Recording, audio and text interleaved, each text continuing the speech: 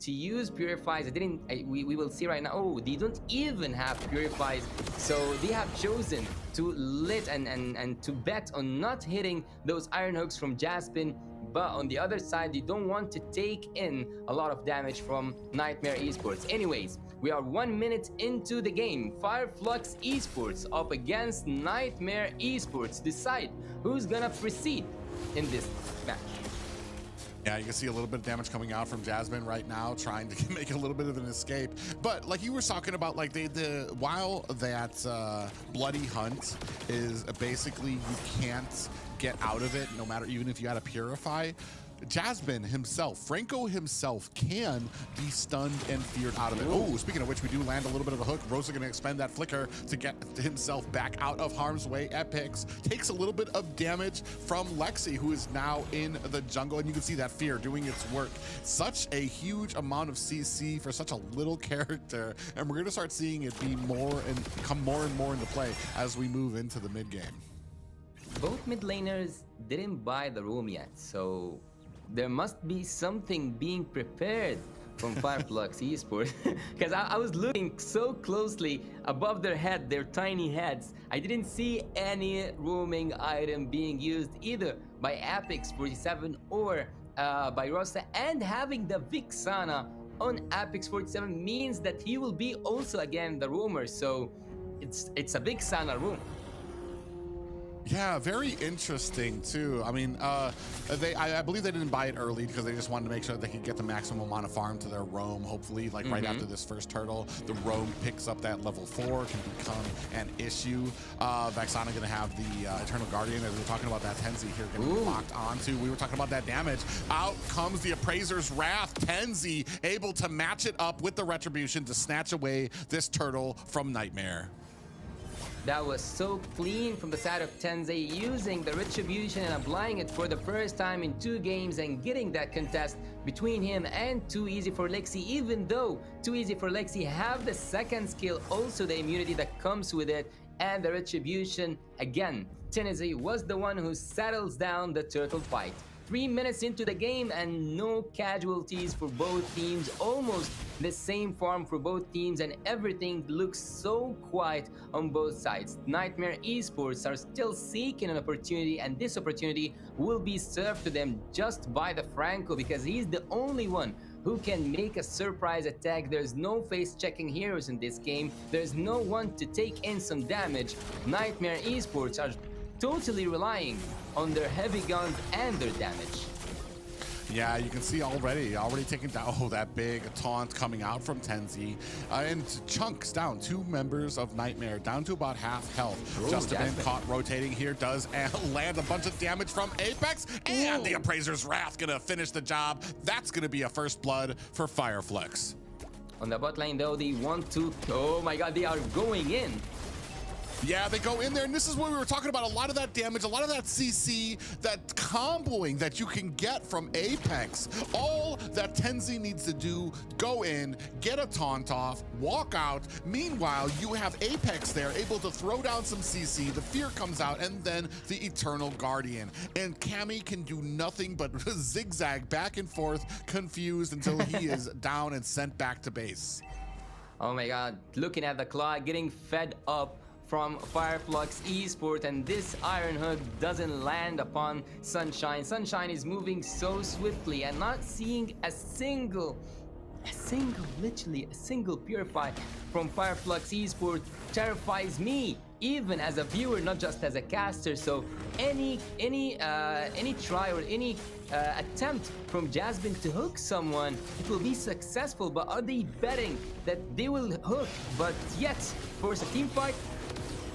Yeah, out comes another Realm. Tenzi still able to get the Lord, finds a kill onto Jasmine, and Lexi and Jack are trying to get away here. As Fireflux gives chase, we do have a flicker in. Alien able to find a kill onto Lexi, turned that around on him, and now it is 4-0. Niightmare Esports in a bad spot, while the rest of Fireflux starting to claim purple buff, starting to claim towers, and enforce their will onto Nightmare's side of the jungle.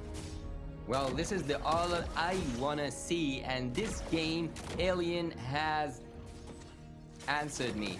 Look at the mid lane. This is the turret that you don't expect to see falling down in a matter of 5 minutes. But going back to a point I was just raising, the Franco is a really dangerous pick. He can take one off, and that's why he's called a pick-off hero. But once he hooks someone, maybe it will be lethal for Niightmare Esports to follow up upon this hook, because with a flicker final slash, or even with an ultimate or a first kill or anything that has used with the crowd control, they can cancel out all what Niightmare Esports are planning. So Flux Esports, when we go inside the game, when we go and proceed minute by minute, their draft makes more sense to me, and it's easy to execute, having 3k gold lead, and right now 4-0 with cleaning out that mid lane first turret. Well, that's the problem too with Niightmare Esports. There's a lot of boxes that need to be checked for them to be successful. The stars literally need to align, because Justabin can throw a hook into anywhere, but he has a bigger chance of actually landing that hook onto Tenzi. Oh, Jack down the bottom, gets caught. Tenzi finds another kill. That is 5-0. A very dominant game, very different from the last one from Niightmare Esports and Fireflux here. But as I was saying, you have a bigger chance of catching Tenzi with the correct positioning, because he's going to be up in front. If you catch him, hook him, bring him back to your team, you have a bigger chance of getting that taunt onto all of your team. The damage that Tenzi can put out, the tankiness that he has. Yeah, and we're going to see right now, he's trying to get a good position there. Tenzi still able to get the turtle. Lexi going to try to use that mortal coil to get him and his team out of harm's way. They are going to back up, but you can see here already the damage is starting to be done. Tower at the mid is opening up the map. They're going to go ahead and try to get this purple buff, but I wouldn't be surprised if they get invaded. It doesn't seem too easy for Lexi anymore when it comes to the retribution battles, when it comes to getting inside those turtle bits. He cannot contest against Tenzi when it comes to the retribution this game. Looking here at the turrets, looking here at the itemization, we will notice that Fireflux Esports are so far ahead, even though we are just 8 minutes into the game. And look at the items Claude already have. Oh, an Iron Hook. Yeah, we do see the Nether Realm come out, and that's the problem. You land the Iron Hook, you're gonna have to deal with the Nether Realm and the rest of the team. Apex able to find a kill on to Jasmine as well. And that is the danger. You land the hook, but now you have to deal with the entire team diving in on you, especially supported by the Nether Realm.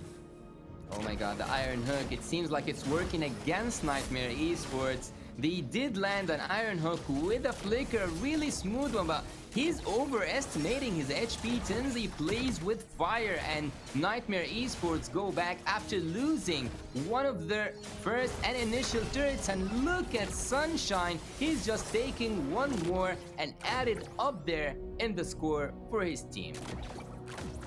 Yeah, this is unfortunate for Niightmare Esports, because, I mean, you're losing that early game advantage. Lexi already not getting damage items. He's already started trying to get defensive items, as we saw there. The Marksman, Sunshine, already sitting at about 2k gold above County right now. So they're having such a dominant performance here that there's not much that you can do, especially when you actually make a play. Hook does go just a little bit wide of Apex, and that's a purple buff that goes over to Fireflux as well. When he lands an Iron Hook, he doesn't just need that Iron Hook to hit. He wants it to hit, and he wants to drag this player who have just been hooked back behind his own teammates, not just in the middle of them. He wants to drag it just far behind the front laners that he have, so that Niightmare Esports are able to apply any kind of damage. Sometimes when I see this Iron Hook, I'm actually afraid that Niightmare Esports won't be able to follow up.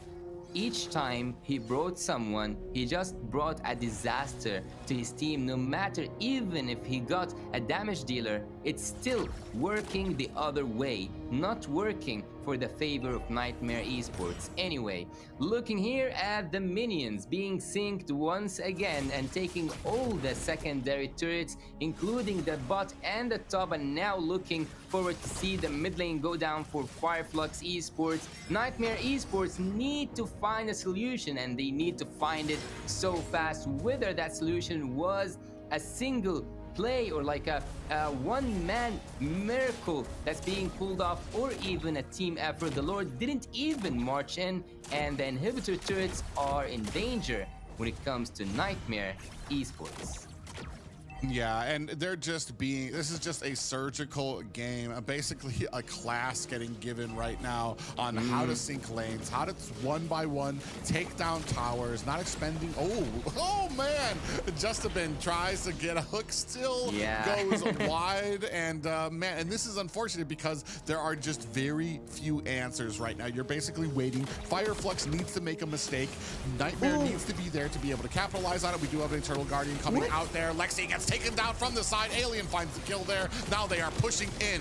Out comes a little bit more damage, and Jack able to take down Apex, and we might be able to turn this one around a little bit, but you can see Sunshine still able to take down that tower. 7-1 lead right now, just under a 10K gold lead. Oh, a flicker final slash coming from Alien, but doesn't find any targets to be used upon. And look here, Sunshine just focused on pushing those turrets. The ultimate, the rescue didn't come fast enough from Rasa, so goes down Apex 47 for the first time in this game. And again, Mobile Legends is a strategical game. It's not a killing game. 7-1. This is not a massive lead, but when it comes to gold lead, we are almost 1K per minute ahead for Flux Esports, using that gold gap to its limit. And look here at the itemization. Claude is just having fun picking whatever he wants from the items, while on the other hand, Brody is trying his best to keep up with the Claude. The damage is just unbearable when it comes to this moment for Niightmare Esports. Yeah, and you can see there from those items that Lexi never even able to take off with damage items. He is a full tank martyr. Oh, we do land a stun here. Suppression lands on it. Are they gonna be able to take down Apex? Here comes the Nether Realm for the save, and they turn it around onto Niightmare, give chase, and find 2 kills instead. Oh my god. Oh my god, just looks so hard for Niightmare Esports to come back from that. 4 members marching from the mid lane. They will not even go for the next Lord. They might just end it, and they might just end it. Now, yeah, you can see Jasmine in trouble here. Jack and Lexi trying to create an escape here, but now the pressure is on. Minions coming in. Can they defend? Whoa. Lexi taking a heap of damage. In comes, oh, that is going to be it for Jack. Minions not at the core just yet. A silent breath from the side of Niightmare Esports, as they're not going to need to defend it, but you have this Luminous Lord coming up as Fireflux, I mean, very quickly turn their sights on the Lord. When it comes to breathing, I don't think that Niightmare Esports are even able to breathe at this moment. They cannot take a single breath when it comes to this game. Niightmare Esports are far behind, and Fireflux are just increasing the pressure in a suffocating manner.